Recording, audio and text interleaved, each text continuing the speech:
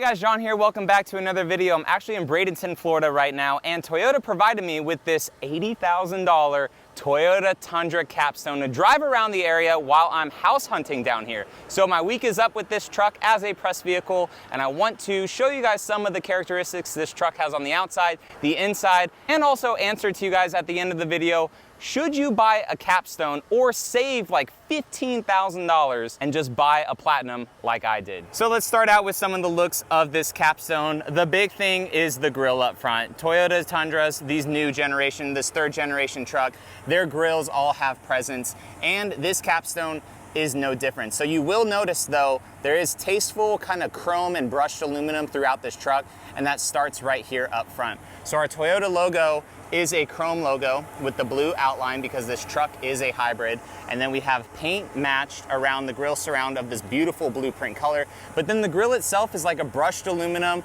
with some black, and we also have brushed aluminum on the lower valence right there next to the fog lights. I think it's a really nice look.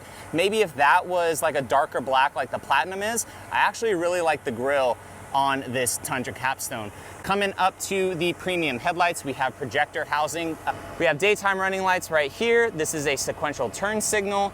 Coming down the side profile of the truck, some of that kind of chrome continues with the brushed aluminum there. But before we get to that, check out these 22s. This truck has 22s with it. It does match the part really well, but we do have some skinny tires. And ultimately with the skinny tires, that attributed to a little bit bouncy of a ride. Here in Bradenton and where we were going in Parrish, looking at houses, a lot of road construction, guys. A lot of road construction, and it did bounce around a bit, and I took my personal truck on those same roads, and that has bigger tires and 17-inch wheels.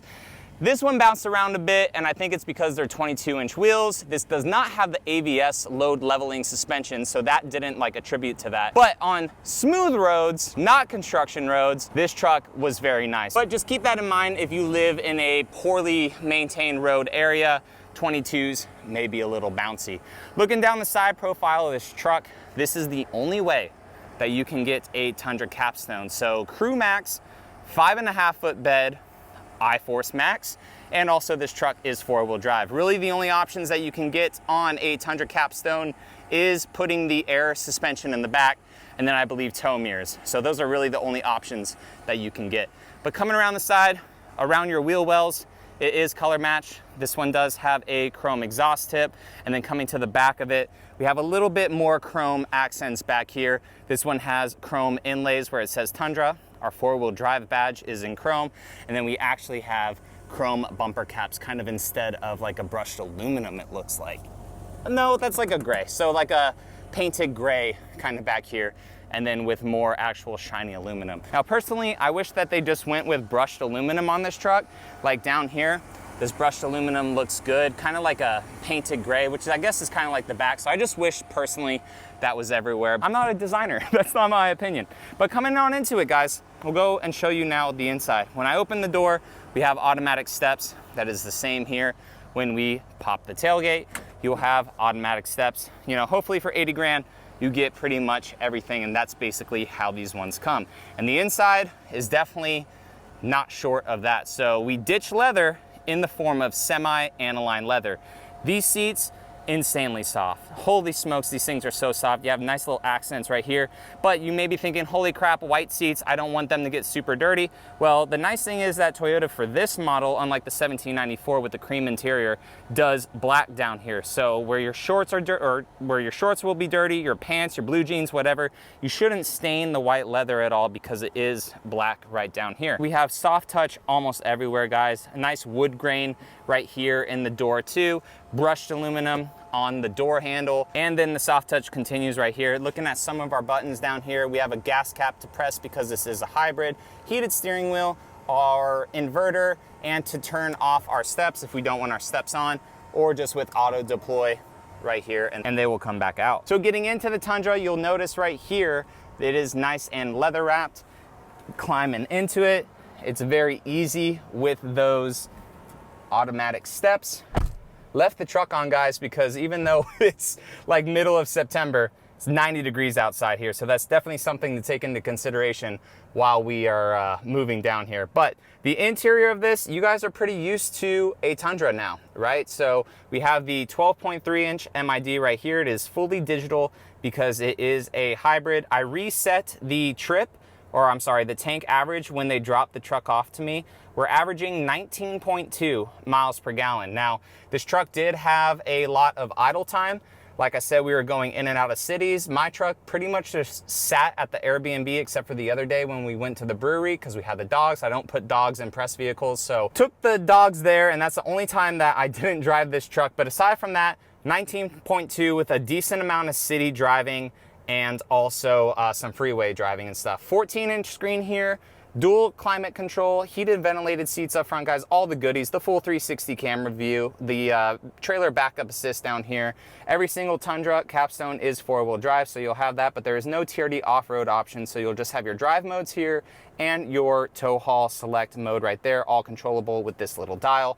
Your wireless charger, which works okay. A lot of people have issues with them, saying it doesn't like charge your phone. It's never really charged my phone, it just kind of helps like maintain the charge while the CarPlay's on. Looking over at the passenger side, the soft touch continues. We have the wood grain right here. It does say Capstone right there, and it does illuminate at nighttime, which I'll show you guys, the nice blue ambient lighting, just like my Platinum does. And then we have a black headliner up top, nice panoramic moonroof, and then taking a quick look at the passenger seats. So center console, nice little wood grain right here, pops open, slides right here. I do like the Tundra's center console. This closes right here for your water bottles or cups, and then this opens this way, or you could press it on this side to open it there. You have some USB-Cs in there and just a cavernous center console in this Toyota Tundra. And then coming to the back, guys, we do have peasant blockers, right? It's an $80,000 truck. If you don't want your kids seeing other people or other people seeing your family or whatever, you could put the peasant blockers up if you really want. The white leather, semi-aniline leather continues back here, or the soft touch at least in the door, and then the same leather seats in the back. I really, really do like this accent right here. Cup holders, and then some of the goodies for your rear occupants. We have heated ventilated seats, USB-A, USB-C, and a 400-watt inverter, and then our AC vents in the center console. Black headliner again, some LED lights there, and since this one is a hybrid, unfortunately there is no storage under the seats. The only storage you're gonna have is behind that seat over there, because this one has the JBL subwoofer right behind it. All right, guys, so driving the Tundra Capstone now. So we're gonna go back to the Airbnb, park it next to my Platinum, and just kind of talk about both of them for a second. But the characteristics that I've noticed with this one is, compared to the TRD Pro that I had a couple weeks ago, turning radius significantly better. So it's definitely something to do with the Tundra TRD Pro, how it has a wider track width, and this one does not. And not only that, but my Tundra Platinum having a 6.5 foot bed, and this one not. This turning radius in this one is just a lot better. Also, I still hate the fake V8 noise. I will talk about that all the time. If you're getting rid of something, just get rid of it, call it a day. That house is freaking beautiful, holy crap.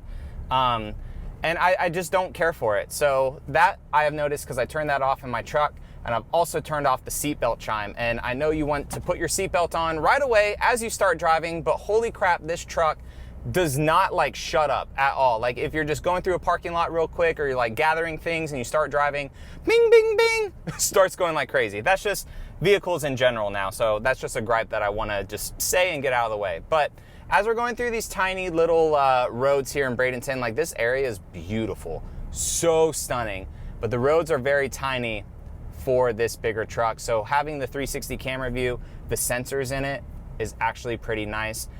The hybrid system of this truck, it drives fine. I'm more used to just the normal iForce Tundra. I personally prefer it a little bit better. The TRD Pro that I had wasn't as herky-jerky when driving, that Toyota Tundra, but like my Sequoia iForce Max, it was a little bit herky-jerky. And now this iForce Max in this truck, it's also a little herky-jerky.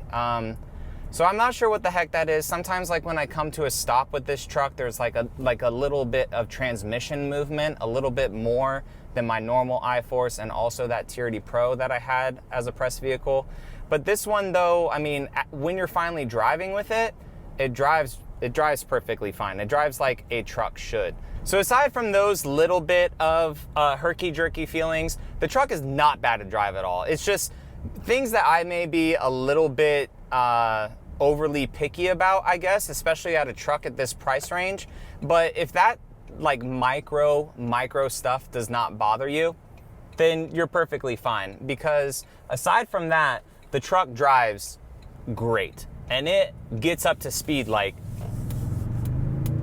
so fast. Having the torque in this truck is nice. Like the bit of battery assistance that you get with this hybrid.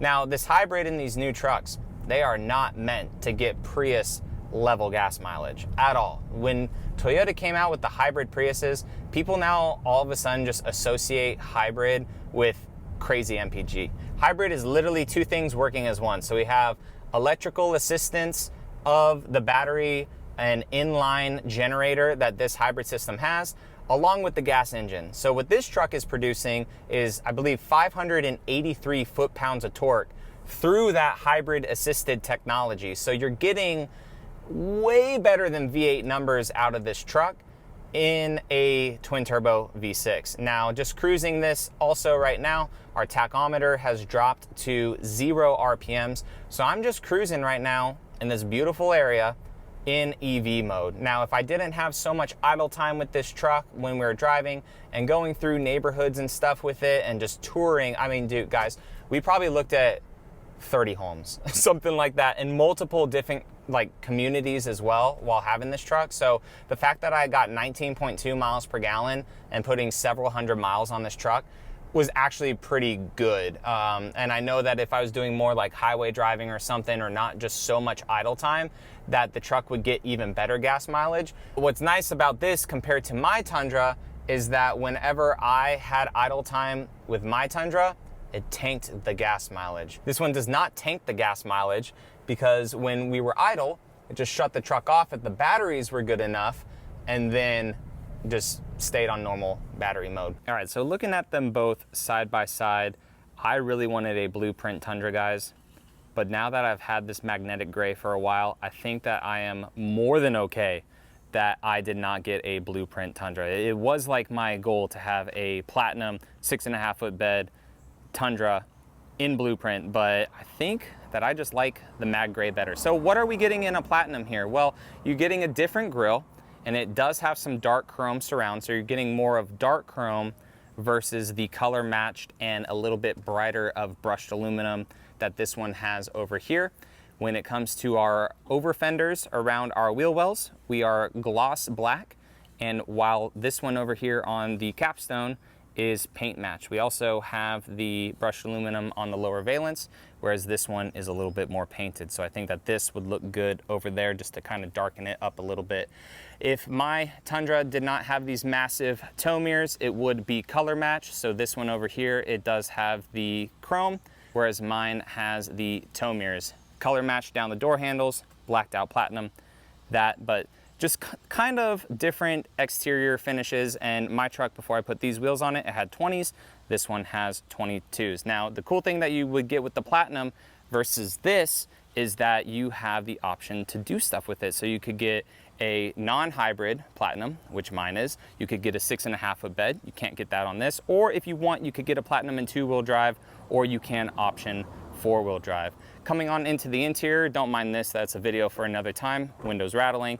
We do have the steps that come down in this one, just like the Capstone over here, but we have a much darker interior. So we do not have semi-aniline leather, but it is still very soft, very comfortable leather. We just did the road trip, about 6.5 hours with this truck, no issues at all, and the leather is holding up good. Heated, ventilated, just like that truck over there, and same with our rear seats, but they're darker. Blue pinstriping right here, fully adjustable, and same with just the whole interior. It is just a much darker urban kind of setup. So which one should you get? Well, the Capstone, it's kind of comes like just one and done. Like, this is what you get, this is the truck, just a couple options. If you want more options and luxury, you do have the Platinum over here, or you also do have the 1794 that you could do as well, which is Toyota's kind of like Western inspired truck. So the Capstone is great, but if you want luxury with a kind of a little bit more options, then guys, I recommend the Platinum all the time. But I know that this video was about the Capstone, and the last week that I had it driving around here in the Tampa area, well, Bradenton specifically, and then Parrish while looking at houses, this truck has been really good. And I appreciate Toyota letting me have it for the week. That is the review, guys. If you have any questions at all, let me know down in the comment section below. I'll see you guys down there, and I will catch you all in the next one. All right, see you later.